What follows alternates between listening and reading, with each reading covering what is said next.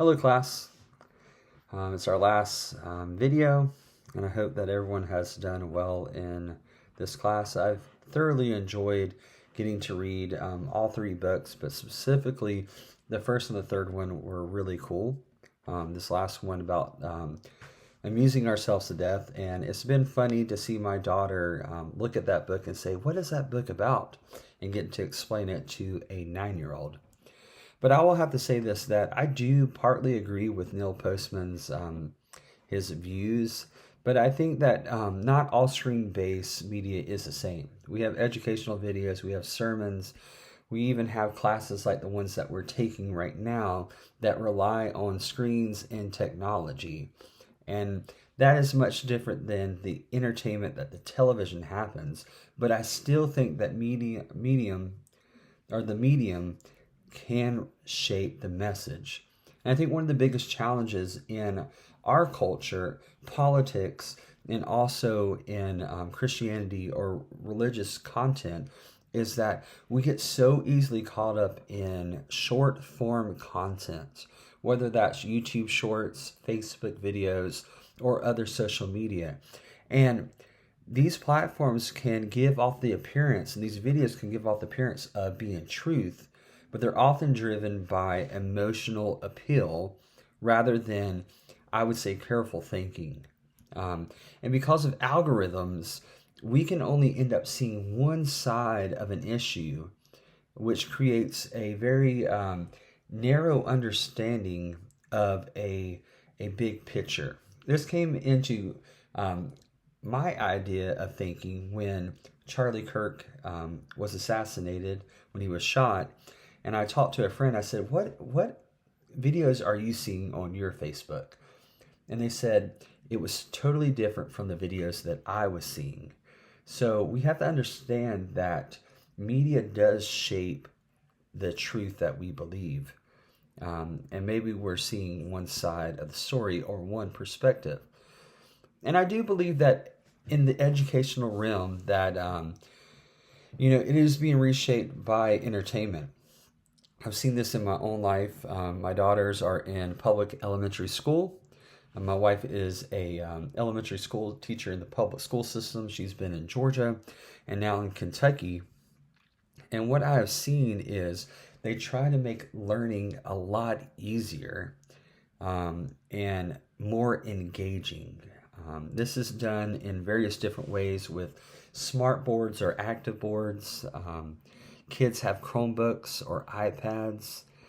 And one of the things that I thought about while reading this book was that my daughter in 2020 had to start her kindergarten career over Zoom or Google Meet on an iPad, and how that has shaped her perspective of what kindergarten was. And it was a really weird moment for everybody, but it was weird having her do school or have school on a tablet.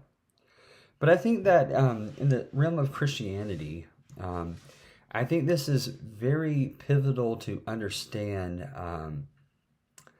how we consume content. Because I think it's easy to feel like we've done enough, spiritually speaking, that by watching a sermon or reading the small Bible app verse, and then watching the video, that we've actually lived out our faith. And I don't think that it's necessarily a negative, but we can get so caught up in that being positive in our life that we never really grow spiritually. We just consume content. But I also do think that there is a positive side, because sermons that once would have had to been read, or we would have never been able to view them, we have been now with the technology of live streaming, technology of YouTube, that we're actually able to see what different perspectives believe, or different theologians believe. And I've seen this in my own life, that I have been trying to navigate questions about the end times, and trying to view and question my dispensational views. Are they correct? Or is something like amillennial actually accurate? And I've really been in a deep dive for the last year or so, trying to have deeper conversations, deeper understandings. And if it wasn't for content through YouTube and different forms of a video, that I wouldn't be able to necessarily get the perspective that I want, or see the perspective that I need to see. And I still read books about it, but it has been encouraging getting to see some of the pastors that have stepped out on the limb of seeing or telling what they believe. And I think that, the Huxleyan view is that truth has just become irrelevant. And I see this hanging out with and ministering to college kids and even some people my age, that they don't believe in necessarily like truth. They just want to feel like validated or entertained, if that makes sense. And I think that that's the sad reality that we're in. And I believe that when we just view truth and we don't actually read truth, then we have traded out one of the best things that we could do, and that is read and begin to actually understand what we believe. Because I think so often we just see something on TV and think that that is truth. We see something on social media and we think that that is truth. But I really think that when we have dialogue, when we read stuff that maybe we would never read, we can gain a perspective and an understanding from different viewpoints. I do believe that we have to be cautious about what we are consuming.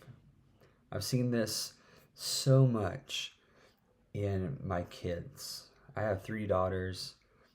I've been married for almost 13 years. And my daughter, who has ADHD, responds to videos much differently than my 11-year-old daughter. My youngest daughter loves watching shorts, and I have to put limits on if they can even watch YouTube because it has reshaped our brain. And I think that a lot of times what we see now is people just trying to get dopamine hit after dopamine hit after dopamine hit. And I think that is what's reshaping our culture. It may not be that we're wanting to be entertaining, but why can't kids sit through a sermon? Why can't adults sit through a sermon? Because they have these phones that connect them and give them that hit. And I believe that we have to reshape our brains. And our brains are moldable, so we can reshape them. And I think that we have to get back to actually digging deep and seeing what truth is. I saw this in my grandparents' generation, that they still read papers, they read books. And sadly, I think we've gotten away from that. I appreciate y'all's, I'll appreciate y'all's insight on my video.